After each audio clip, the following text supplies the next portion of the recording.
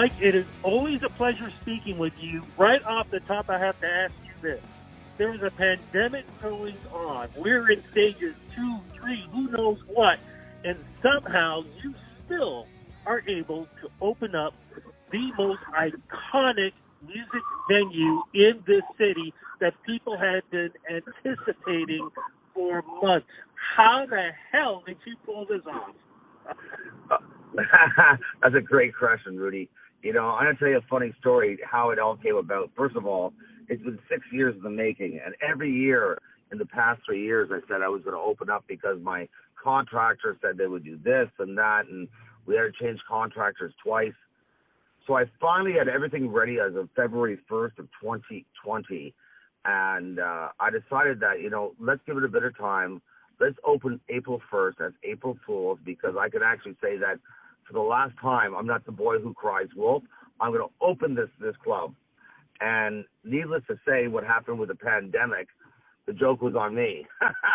So ending up there, we've been ready to open since April, March to be exact. And when I came down to this, I said, it doesn't matter if it opens with 50 people or just a streaming show. We were lucky enough to have the foresight, and it was not because of the pandemic. It's because we set this up for the next 10 years and 20 years of streaming. We believe content is king, and I think one of the key things that you have to look at when you look at the world that we live in the digital world, sorry, we have a fire truck coming by us right now. That's okay. We have a pandemic world that's streaming, and people are used to getting things for free. I really want to implore and talk to people and say that, the artists first. That's the name of our company, Artists First. And we're trying to make sure that we can keep artists alive. We've seen so many venues in Toronto go down, including the Rivoli and Jerry Stone's Bar, the Hideout, the Orbit Room, such great venues I spent most of my life coming to being a Torontonian, that we have to really try to muster up the strength and the effort as a group to make sure that we keep a really cool music environment here. The Horseshoe is starting to do things right now, and I'm very proud of those guys. Everyone through this pandemic is working very, very hard. And I believe that the most important thing is you have to just open. Just make it happen. It's not going to make much money for the owners, but it is going to keep live alive, and that's the key. Okay, so exactly what's the protocol going to be? Because as we speak, the big opening, big rec is the big performers. How is this all going to work? And in the future, how is this going to work? Well, right now there's a 4-week moratorium on the province on allowable for excess capacity. So we are able to have 50 people at the venue, but because we have 3 floors, we're utilizing 2 of the 3 floors. We're going to have 50 and 50. I believe our plan, as I talked to the guys yesterday and girls yesterday, it was to have 75 people plus servers. And I believe that's going to be very safe. We got a very COVID-friendly environment. We had Canada Day with 300 people go through with a non-incident effect. And I believe that's going to be the key. It's about safety first. And I think that's one of the key things that people have to understand. This is a tough time. I wish I could have more people there. But you can stream here at nugs.net. And the streaming component of the Mocambo, hopefully people can take a safe environment in their bubble of their house, up to 10 people, and have a party there, And we're going to start doing interactive streaming after this show, where we're able to interact with the audience in the crowd. So whether you're in Sweden or in Oshawa, it really doesn't matter. We can actually have you on the screen. Are you going to have more bands performing there as we go along with all this? Yeah, I'm moving forward. It's we have Ram Riddles on Friday. We have a TIFF event on Saturday. We have 5440 coming in the following week. The next week we have a special kind of appearance, what I call Comedy Week, with the very, very cool Carla Collins and Ron James.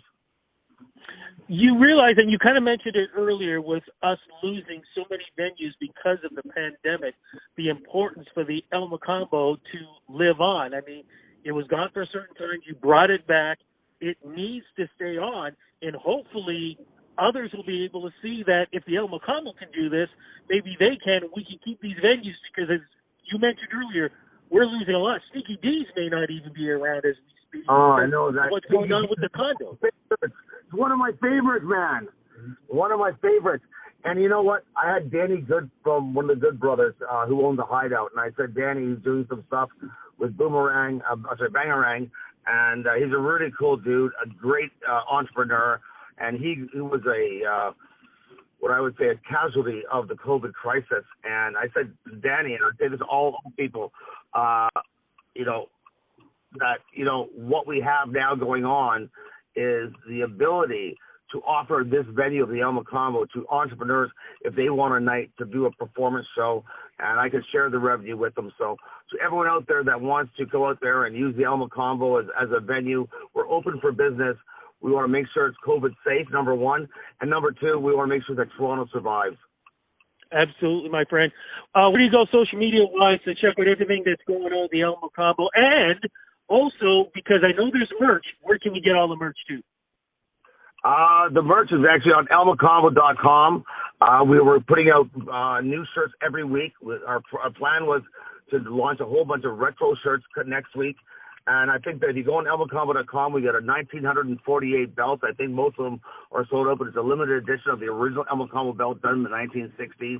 And for those beer drinkers, it has a beer opener on the back of the belt. So it's kind of a old school kind of remembrance of what used to be back in '65 back at the El Mocambo, and with the old stubby bottles. But I think that's what's really important, and I really thank you, Rudy, for pushing the merch at El Mocambo, because we have to get a startup plan to make people, you know, it's a ripple effect when we start doing business at the El Mocambo, and when you interview myself, you know, I really appreciate this because it really has a ripple effect to all businesses in the Toronto GTA.